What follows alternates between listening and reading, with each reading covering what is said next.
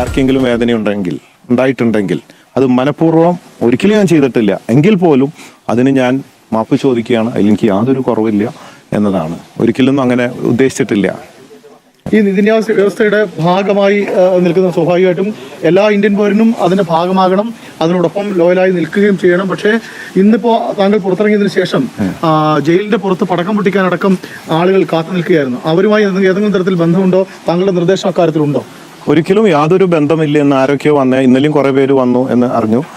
ഞാൻ ബോച്ചെ ഫാൻസ് എല്ലാ ജില്ലകളിലും കോർഡിനേറ്റേഴ്സിന് നേരത്തെ തന്നെ ഡയറക്ഷൻ കൊടുത്തിരുന്നു.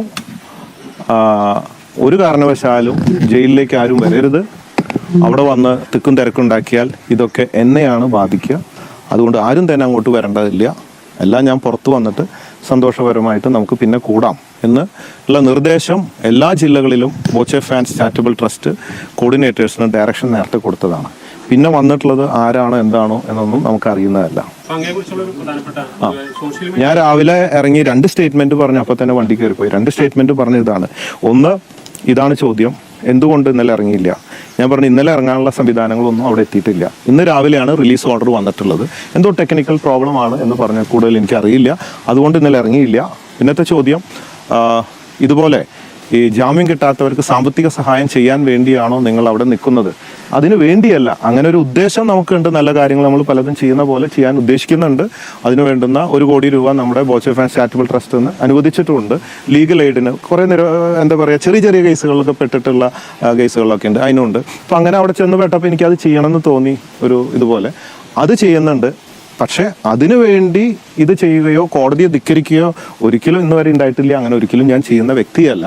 അങ്ങേയറ്റം ബഹുമാനം മാത്രമാണ് കോടതിയോടുള്ളത്. 2 പ്രധാനപ്പെട്ട പ്രശ്നങ്ങൾ, പ്രത്യേകിച്ചും ഒരു അഭിനേത്രിയോട് സംഭാഷണങ്ങളിൽ ഉണ്ടായ പ്രശ്നങ്ങൾ, അതൊരു ഗുരുതരമായ കാര്യം തന്നെയായിട്ടാണ് കോടതി ഇപ്പോഴും വിലയിരുത്തുന്നത്. എൻ്റെ ഫ്രം ദ ഹാർട്ട്, എൻ്റെ ഉദ്ദേശശുദ്ധിയിൽ ഒരിക്കലും ഒരാളെ വിഷമിപ്പിക്കുന്ന രീതിയിൽ ഞാൻ സംസാരിക്കാറില്ല. അങ്ങനെ ഉദ്ദേശിച്ചിട്ട് സംസാരിക്കാറില്ല. പിന്നെ ഏതെങ്കിലും തരത്തിൽ എൻ്റെ വാക്കുകൊണ്ട് വേദനിച്ചിട്ടുണ്ടെങ്കിൽ ഞാൻ മാപ്പ് ചോദിക്കുകയാണ്. തീർച്ചയായിട്ടും ഭാവിയിൽ ശ്രദ്ധിക്കും ഞാൻ കാര്യങ്ങൾ പറയുമ്പോൾ. പ്രത്യേകിച്ച് കോടതിയും അത് പറഞ്ഞിട്ടുണ്ട്, വളരെ സൂക്ഷിച്ചൊക്കെ വേണം സംസാരിക്കാൻ കാര്യങ്ങളൊക്കെ എന്നുള്ളത്. അങ്ങനെ പറഞ്ഞിട്ടുണ്ട്. തീർച്ചയായിട്ടും ഞാൻ അത് ശ്രദ്ധിക്കും. എൻ്റെ വാക്കുകളൊക്കെ വളരെ ഞാൻ ശ്രദ്ധിക്കുന്നതായിരിക്കും. ജീവിതം ശരിക്കും ഒരു മാറ്റം വരുത്തിയിട്ടുണ്ട്. അതായത് ഈ സോഷ്യൽ മീഡിയ നമ്മൾ പരിശോധിച്ചാൽ ബോബി ചെമ്മണ്ണൂർ എന്ന് പറഞ്ഞ വ്യക്തി, ബോച്ച എന്ന വ്യക്തി ഒരുപാട് ദ്വയാർത്ഥങ്ങൾ ഉപയോഗിക്കുന്നുണ്ട്. അത് ഈ വിഷയം വന്നപ്പോഴാണ് അത് ആളുകൾ കൂടുതൽ വിഷയങ്ങൾ ചർച്ചയും കോടതിയുടെ ശ്രദ്ധയിൽപ്പെട്ടത്. ഇനി അത്തരത്തിലുള്ള പ്രയോഗങ്ങളൊന്നും ഒഴിവാക്കുമോ? തീർച്ചയായിട്ടും. കാരണം അത് കോടതി പറഞ്ഞു. അപ്പോൾ എനിക്കത് ബോധ്യപ്പെട്ടു. തീർച്ചയായിട്ടും ഒരാളെ വേദനിപ്പിക്കുന്ന തരത്തിലുള്ള കാര്യങ്ങൾ ചെയ്യരുത് എന്ന് പറഞ്ഞാൽ തീർച്ചയായിട്ടും ഞാൻ ശ്രദ്ധിക്കുക, അതിനെ മാനിക്കുന്നു ഞാൻ അതിനെ.